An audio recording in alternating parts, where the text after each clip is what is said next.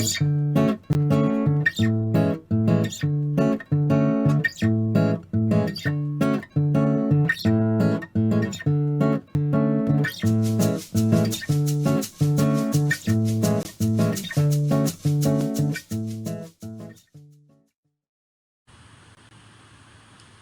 muito boa tarde, bem-vindo a mais um Panorama Brasil, ao vivo na Causa Operária TV, último Panorama Brasil de 2020, nessa quarta-feira, 30 de dezembro. Estamos aí com os companheiros Renan Arruda e Vitor Assis, respectivamente do DF, de Pernambuco, para a gente tratar aí das últimas notícias do ano.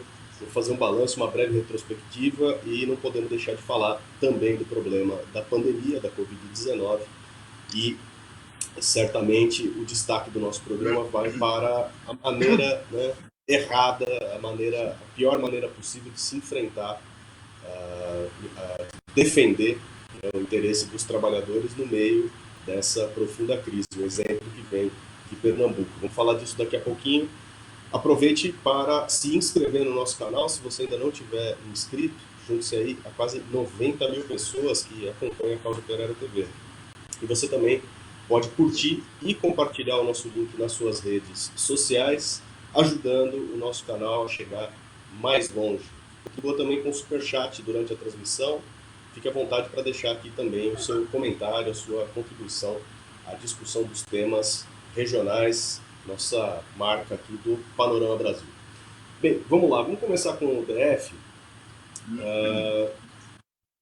Duas notícias relacionadas. Vamos começar, como estamos fechando 2020, vamos começar pela retrospectiva, porque assim como em escala nacional, né, eu peço para o companheiro Renan mostrar como que 2020 levou, né, a um retrocesso aí nas condições de vida dos trabalhadores, com o aumento do desemprego e a inflação que vem se acumulando ao longo do ano.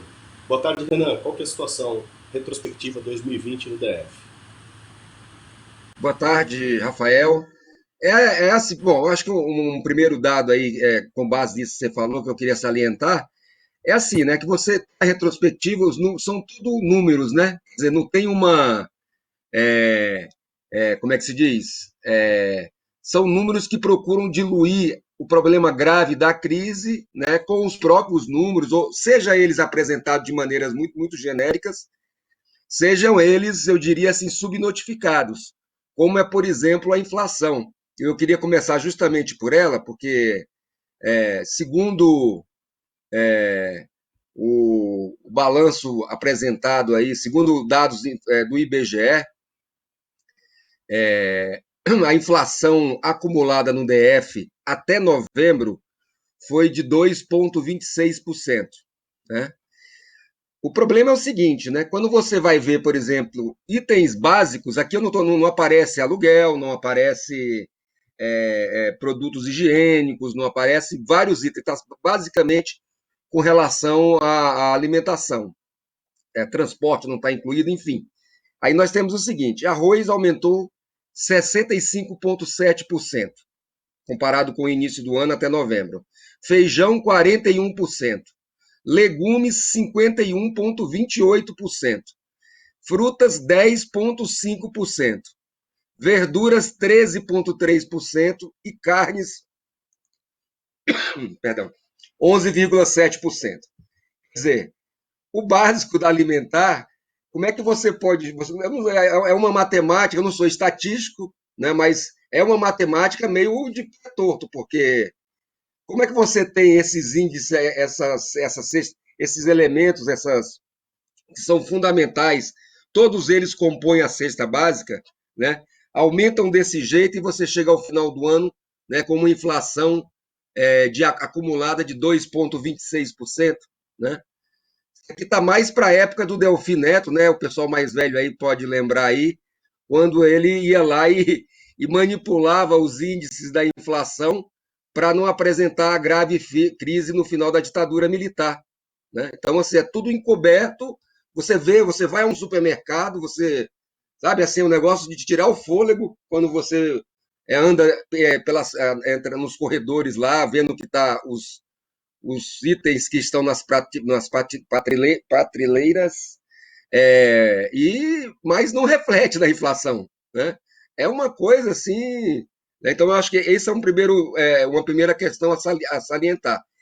Por esses números aqui, inclusive, o DF é considerado como uma das capitais, né? No caso com o menor índice inflacionário durante o ano, né? Quer dizer, é bem uma coisa, muita mentira de perna curta, né? Quando você se depara, obviamente, com a realidade. Então, isso é um primeiro aspecto. Um segundo aspecto diz respeito também ao problema do desemprego, né? Um dos problemas mais graves que o país está enfrentando. Os dados apresentados, oficiais também, de acordo com o IBGE, eles eram os desempregados no DF, e aqui eles, segundo está na informação, eles consideram como desempregados pessoas que estão acima de 14 anos, o universo de 242 mil pessoas desempregadas no DF hoje, seriam pessoas acima de 14 anos e que estavam ativamente procurando trabalho e não tinham emprego, tá certo? Quer dizer, então são 242 mil pessoas. Isso aqui, como acontece também com o Brasil de uma maneira geral, como né, a própria situação nacional, não estão incluídos aqui as pessoas que desistiram de procurar empregos, um grande contingente de pessoas aí que não estão procurando emprego pela própria condição da pandemia, não estão incluídos aqui os subempregados, ou são aquelas pessoas que recebem valores, que fazem pequenos bicos, né? Não estão incluídos aqui uma parcela significativa de trabalhadores que estão na economia informal, na informalidade, né? Que aí também é a pessoa que vende picolé, a pessoa que vende, seja, as bugigangas aí na rua, que estão nos calçadões aí da cidade, que não estão procurando emprego porque não tem. Estão procurando se virar da maneira que é possível, né? Então você vê aí, então, em termos de índice no DF, o desemprego estaria em 15,4%. No início do ano ele era de 11,6%, né? E aumentou aí em torno de 4% com relação ao mês de novembro passado. Quer dizer, não reflete, obviamente, a realidade, isso aqui é muito parcial, né? O problema do Distrito Federal ele é tão grave quanto em todo o país, que diz respeito ao desemprego aí que atinge essa faixa etária de pessoas aí na idade de trabalhar, aí acima de 14 anos, que tem mais de 50% da população nessa condição no Brasil, que não tem emprego, né? Então, como eu falei aqui, toda a montagem que é feita é no sentido de mostrar que a coisa não está boa, mas que não é tão grave assim. Seja a inflação, seja o problema do desemprego, né? E é, uma outra questão que eu também queria comentar aqui sobre que esse é um outro dado interessante. Bom, antes dele, teve uma queda abrupta aí com relação à economia aí os setores de comércio, né, e serviços, né? Os dados também aqui são muito parciais, mas apenas numa região de Brasília aqui, aqui do plano piloto, tá certo? Na Asa Sul, numa região que aqui é conhecida como W3 Sul, 540 lojas fecharam durante esse ano de 2020, né? Também a situação é apresentada de tal forma que existe uma situação grave, mas a coisa não é tão grave assim, né? Por último, eu queria salientar um outro aspecto que eu achei também interessante, que é o seguinte, a respeito das contas públicas do DF. Fala o seguinte, né? Que houve um superávit aí segundo a Secretaria de Economia de 217 milhões, né? Aí você vai ver, na verdade é o seguinte, né? Só com a privatização da SEB, o governo arrecadou 2,5 bilhões. Isso significa o quê? Que o governo entregou uma das principais estatais do DF para pagar dívidas, tá certo? Com quem? Com os banqueiros, e que não tem mais a empresa e também não tem o dinheiro, né? Quer dizer, o que é que ele vai fazer? No ano que vem vai ser com a CAESB, no outro ano com o BRB, e depois de 3 anos, que nem na época do governo Fernando Henrique Cardoso, né? qual que era toda a mágica do negócio? Eles vendiam as empresas a preço de banana aí, tá certo? O governo Fernando Henrique Cardoso foi até mais grave, porque eles sequer conseguiam zerar a dívida no final do ano. Mas chega no final, não existe mais empresa, os trabalhadores foram desempregados, teve um profundo arroxo salarial no conjunto da categoria, porque contratam pessoas com valores menores, terceirizações, etc. e tal, o que tem impacto na própria economia local. Então, o que você vê de fato é que para que serviu, né? Você entregou a empresa, entregou um bem, né, de toda a comunidade, para no final das contas isso aí, né, esse dinheiro e tudo pelo ralo para os banqueiros, para os grandes capitalistas, para os grandes empresários, né? Então acho que isso marca, esses pontos aí marcam bem qual que é a situação do DF, que é mais ou menos ao espelho da situação do próprio país. Justo. Só para complementar a informação, está na nossa pauta, e para a gente passar também para um tema de política do Nordeste, de Pernambuco, ah, que é o problema do fim do auxílio emergencial, né, e a estimativa aí de que 1.500 professores de escolas privadas do DF sejam demitidos já no início do ano. Quer dizer, vai acrescentando aí a taxa do desemprego. Né? O que mais o sindicato disse sobre isso? Os sindicatos estão fechados, né? É aquela história. Os sindicatos passaram o ano todo de 2020 fechados, 2020 fechados, e agora no final do ano você tem que ter recesso, né? Porque afinal de contas foi um ano muito puxado, né? Então a coisa está para o ano que vem. É uma coisa assim. Isso você imagina, esses dados são das escolas públicas, desculpa, das escolas, das pequenas escolas da rede privada. Agora, esse universo, obviamente, é muito maior, não só em termos de escola, né, mas funcionários de escola, outras categorias que estão na missão, né, comércio, né, trabalhadores de serviço, enfim, vai vir aí uma situação aí nesse próximo período aí de desemprego que vai explodir, né? E tudo isso aí tá, obviamente está fora da conta. A política de todo do governo, seja o federal, seja o daqui, é de dourar a pílula, né? Você vai, não, a situação não está boa, mas as perspectivas são. 2021 está aí, as perspectivas são melhores, vamos ter vacina, né? É toda como é que chama? Esse encobrimento da realidade que os governos fazem através, né, obviamente, da sua imprensa, né, dos seus meios de comunicação, né, que estão aí para isso, né? Para defender, para encobrir do povo a realidade gravíssima pelo qual o país passa, o Distrito Federal passa. Ok. Então você acompanha mais notícias como essa, mais análise, mais coberturas e informações no Diário Causa Operária. Você acessa em causaoperaria.org.br, nosso jornal diário na internet, e também aqui na Causa Operária TV, né, no programa Análise Sindical e em outros programas. Você fica ligado conosco, inscreva-se no canal para não perder nenhuma atualização. Bom, vamos para Pernambuco, vamos para Recife. O loteamento da prefeitura já está em andamento aceleradamente.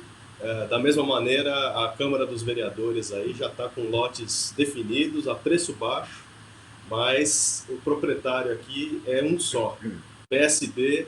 E quem ganha com essa eleição, como é que vai ser 2021 na mão do PSB na Câmara e na Prefeitura? Boa tarde, Vitor, é com você. Boa tarde, Rafael. Boa tarde, Renan. Boa tarde, os companheiros da Causa Operária TV. Bom, o João Campos, embora ele não tenha conseguido enganar muito, né, em Recife, porque a situação era muito escancarada, mas o João Campos se colocou nas eleições de 2020, as eleições municipais, como a cabeça de uma suposta frente de esquerda, né, uma frente ampla de esquerda. Na verdade, era a frente dos partidos da direita golpista, né, que foi da qual o PCdoB participou para referendar essa fraude, né? Mas era uma frente bastante direitista. Agora o João Campos, que venceu as eleições, vai ser o novo prefeito do Recife. Ele anunciou está começando a anunciar os cargos, né? E pelos cargos você vê bem claramente que quem vai comandar a prefeitura é a velha direita golpista, né? Então, um dos principais cargos aqui vai ficar com o MDB, cargo de Secretaria da Cidade, se não me engano. O PSD também vai ser contemplado com a Secretaria de Turismo e Lazer. O Solidariedade, o partido superdireitista, também deve conseguir um cargo aí na Secretaria de Esportes. Alguns outros cargos aparecem como técnicos, né? Mas são todos técnicos subordinados diretamente à política do PSB. E o próprio PCdoB, que se colocou aí no papel de apoiar o governo direitista do PSB, aparentemente não vai conseguir nenhum outro cargo que não. Nenhum cargo, né? Antes ocupava o cargo de vice-prefeito do Recife, na gestão de Geraldo Júlio, mas nem isso conseguiu, porque o PSB, se sentindo ameaçado de perder as eleições para Marília Reis, teve que prometer o cargo de vice-prefeito ao PDT, né, para garantir que o PDT ficasse ao seu lado, né? Então, você vê aí o papel ridículo que o PCdoB está passando, né? Além de ter entrado aqui na frente super direitista do João Campos, que tudo indica vai ser contemplado aí com um cargo de terceira, quarto escalão, né? Mas é isso sobre a formação do governo João Campos, Prefeitura do Recife. Sobre a Câmara, nós temos aqui a notícia muito interessante que a folga do PSB é tão grande que a disputa que está sendo cogitada aqui na Câmara dos Deputados é entre um candidato do PSB e outro candidato do PSB. A polarização na Câmara, perdão, na Câmara dos Vereadores seria entre dois candidatos do PSB, que seria o atual presidente da casa, o Eduardo Marques, e o Romerinho Jatobá, também do PSB. Há outros candidatos. Está sendo especulado o nome aí do Heriberto Rafael, do PP, mas que aí é filho do próprio presidente da Alep, então tem todo um acordo com o PSB, né? Então você vê, é uma fraude semelhante à da eleição na Câmara dos Deputados, né? Com alguns toques ainda mais aberrantes, né?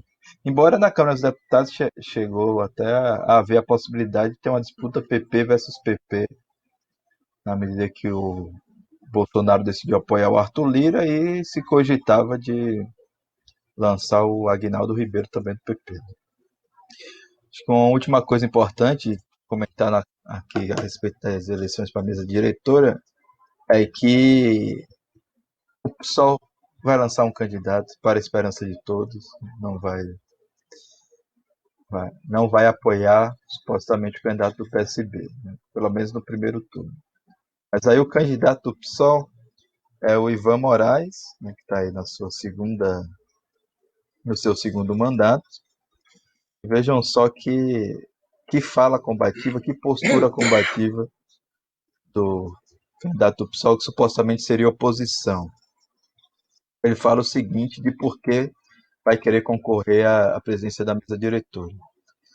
Depois de conversar com a turma da esquerda, estou me colocando para concorrer à presidência da Câmara do Recife.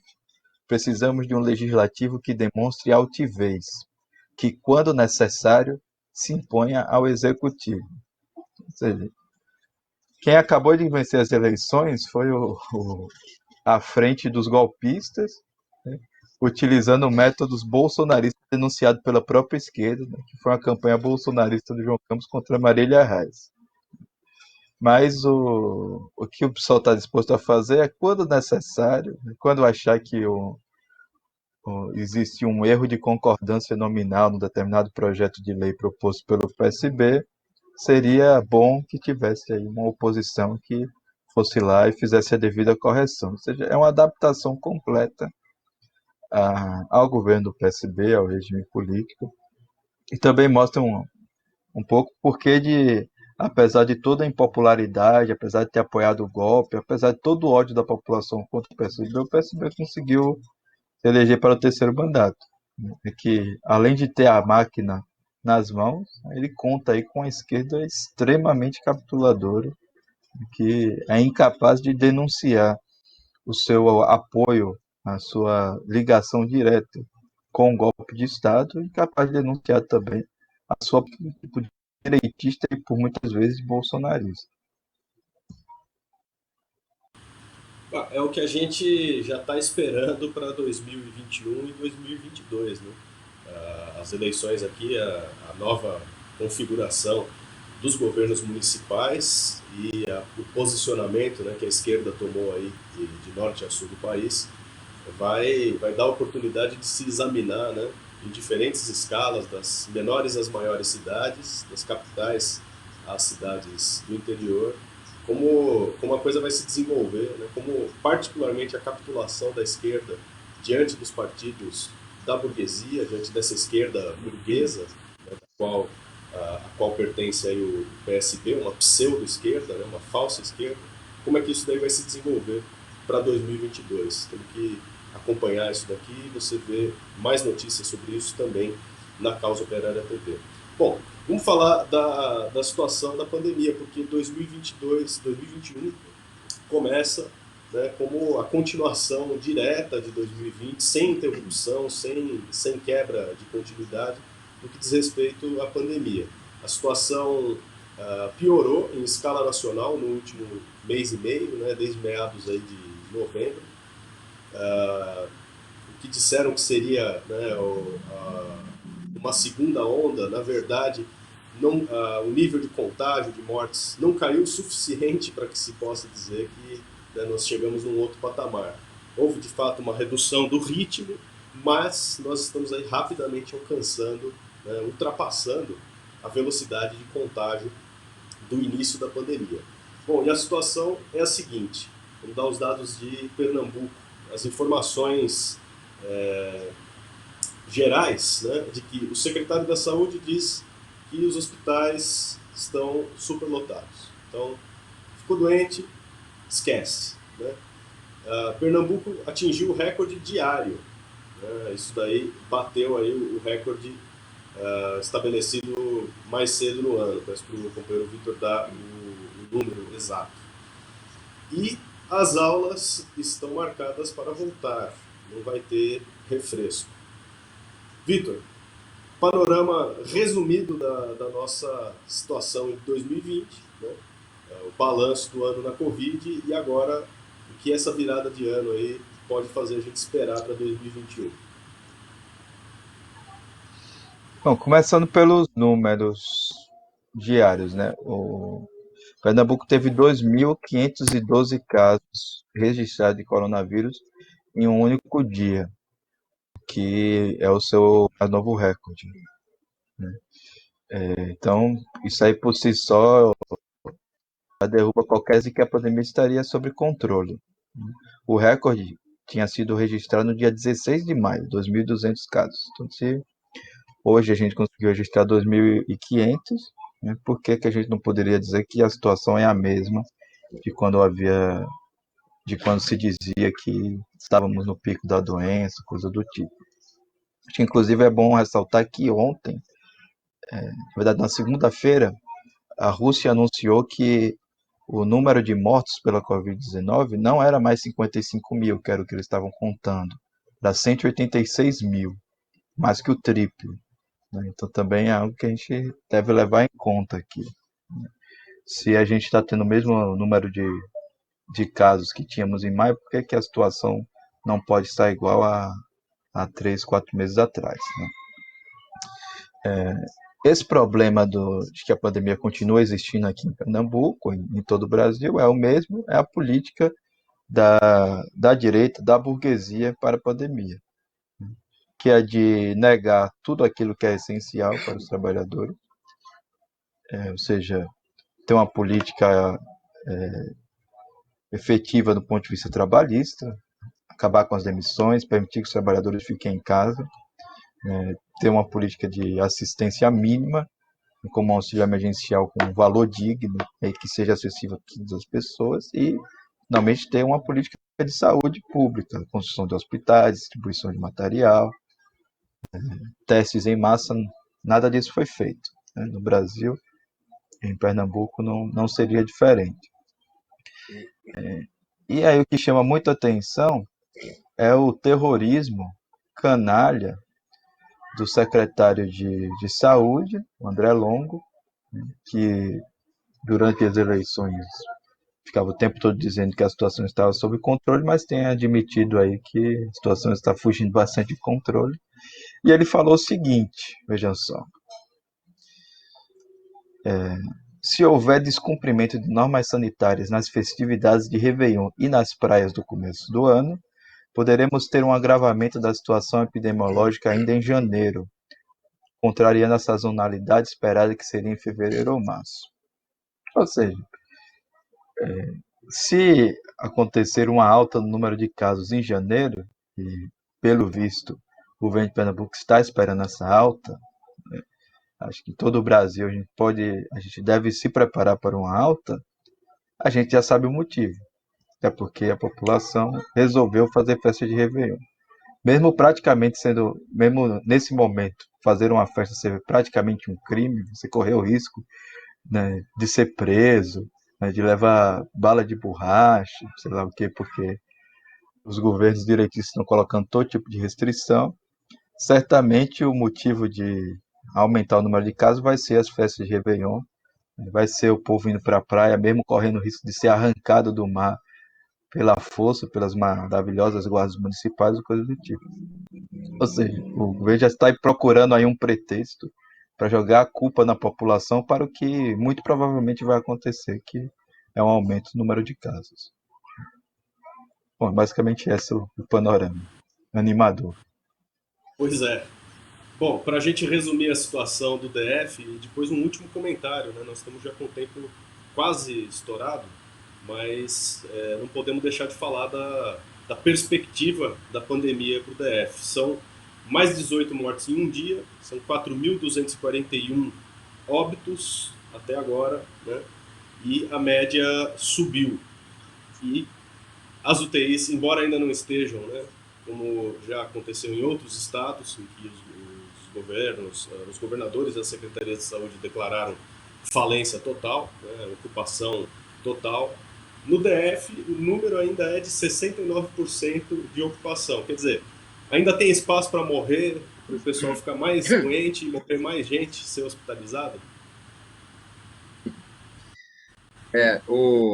Tem você leu a apresentação aí que tem na imprensa aí local, mas tem um dado aí que eles procuram salientar, que é o seguinte, em que pese as 18 mortes, os novos 723 infectados, a média móvel, embora tenha subido para 10, ela também está em queda, se for comparar com o início de dezembro, né? Então tem isso também, entendeu? Então é sempre uma situação, essa questão que o Vitor colocou, eu acho que é bem interessante, porque assim como tudo aí na política em geral, né, nós chegamos na data aí da paz universal, então é a confraternização, temos que pegar passes, né, bons fluidos aí para o ano que se inicia, né?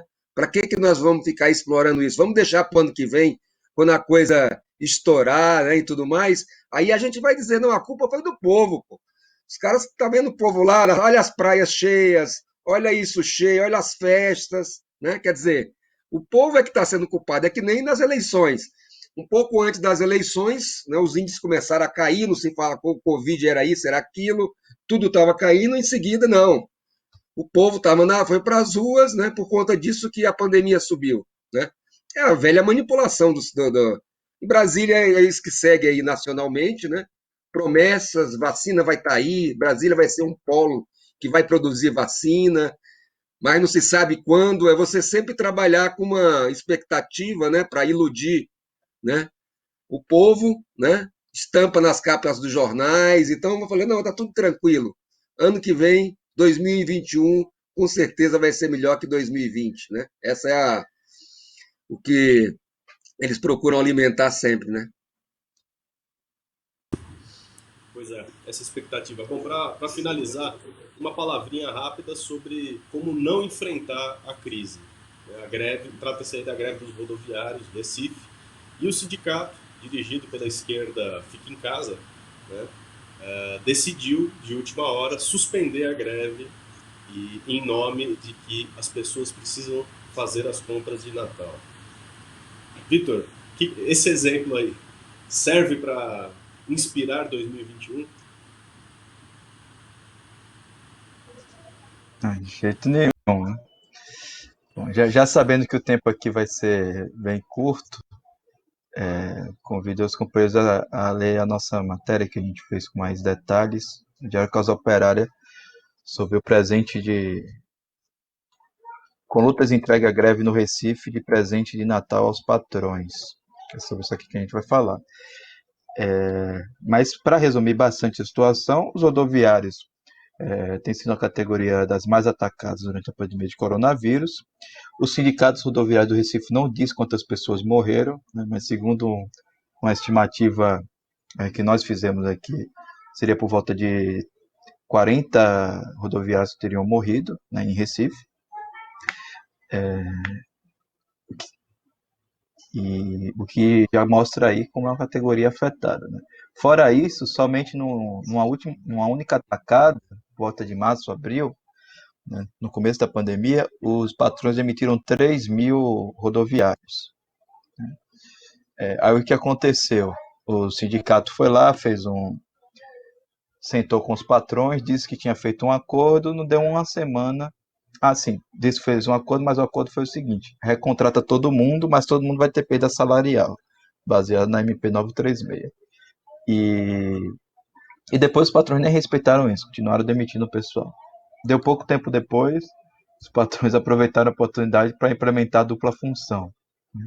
E foram levando adiante, com morte por coronavírus, dupla função, demissão. A política do sindicato dessas perguntas nunca foi de convocar uma greve, muito pelo contrário, foi a de ficar fazendo lobby parlamentar, até que conseguiram aprovar uma lei que supostamente proibia a dupla função, que também não serviu de nada. Depois da lei ser aprovada, inclusive vale chamar a atenção aqui, que para aprovar a lei, o que o sindicato fez foi fazer lobby com os vereadores, perdão, com os deputados estaduais da direita, do PSD, do PSB, do PP, etc. Em nenhum momento, né, chamaram a paralisação real, uma greve, a categoria contra a dupla função. Essa lei, obviamente, não serviu de nada. Aprovou a lei, mas os patrões não obedeceram, continuaram acumulando a dupla função nas costas dos motoristas. Aí a situação foi ficando tão... O sindicato foi ficando tão desmoralizado, né, e a revolta foi sendo cada vez maior, que finalmente ele foi empurrado para a greve diante da pressão da própria categoria. Aconteceu. Ficaram tentando adiar a greve o tempo todo, né? Quando chegava o momento da greve, sentava aí para fazer um acordo e dizia: não, a gente não vai fazer a greve porque se comprometeram de fazer isso, aquilo outro. As reivindicações eram tudo em cima da dupla função, e a pandemia era totalmente deixada de lado. Até que, quando finalmente começou a greve, exatamente um dia depois, o sindicato anunciou que não iria mais fazer a greve em respeito, vejam só, à população pernambucana que merece fazer suas compras de Natal. Pelo visto, merece também morrer de coronavírus, né, porque é o que está acontecendo. O, a grande preocupação do CSP Colutas é matar os seus próprios motoristas de coronavírus, né, e que o povo continue se aglomerando aí para fazer suas compras de Natal. Agora, em respeito à sociedade pernambucana que não deve trabalhar durante a pandemia, coisa do tipo, o sindicato não faz greve, mas para desmarcar a greve é o velho pretexto aí, canalha, né, por causa de uma ambulância, por causa supostamente do bem da sociedade, você não defender o interesse coletivo, que é o direito à greve e à manifestação. E aí, qual que é a conclusão? Acabou o Natal, agora a greve deveria ser retomada, mas não vai ser retomada, porque Nesse meio tempo, a Justiça do Trabalho agiu e já suspendeu, já determinou o fim da greve, a proibição da greve, sob risco de multa. Então, os outros casos vão ter aí como balanço de fim de ano um monte de morte nas costas, um monte de gente demitida, 3 mil corresponde a mais de 10, acho que 16% da categoria, e ainda por cima, né, vai contribuir aí para o grande sonho, um dos grandes sonhos dos patrões, dos empresários, que é a dupla função.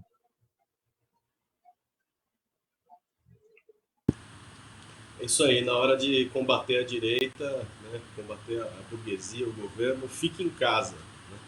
Mas o que não se aplica para quem tem que continuar trabalhando. Né? Isso aqui é a senha para manter no batente quem está aí se ferrando. Bem, agradeço então a participação aqui dos companheiros Vitor Assis, Renan Arruda. Obrigado pelas informações e os comentários. O último Panorama Brasil de 2020 vai ficando por aqui. Nós voltamos na segunda-feira, a partir do meio-dia 15, com mais notícias regionais. É isso aí, um abraço, bom ano, até lá.